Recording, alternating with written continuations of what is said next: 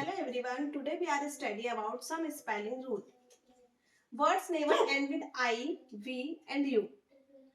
First rule is words that would end with I take silent E. जब भी कोई word I से and होता है तब वो अपने साथ साइलेंट E लेता है. ये रूल 90% स्पेलिंग्स में लागू होता है. जैसे पाई, पाई की स्पेलिंग यहाँ पर एंड है P और I, बट जब तक आप उसमें ई नहीं लगाएंगे स्पेलिंग गलत हो जाएगी. वैसे ही डी आई, डाई, डाई में अपने को ई जरूर ऐड करना होगा तभी वो स्पेलिंग करेक्ट होगी.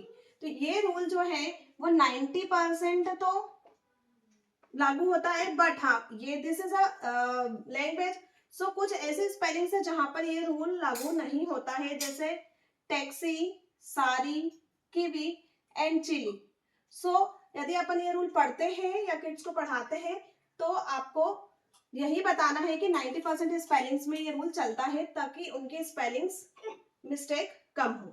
Next, words that would end with V must end with E. मतलब जब भी कोई वर्ड में लास्ट में वी आता है तो उसमें आपको स्पेलिंग में ई ऐड करना ही है.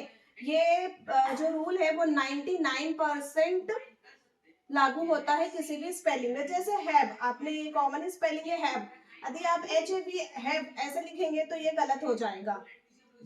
फोनिक रूल के हिसाब से यदि रीड करते हैं तो ये स्पेलिंग कंप्लीट है हैव, बट ई ऐड करना जरूरी है. वैसे ही लव एंड गिव, जब आप ई ऐड करेंगे तभी ये स्पेलिंग सही होगी.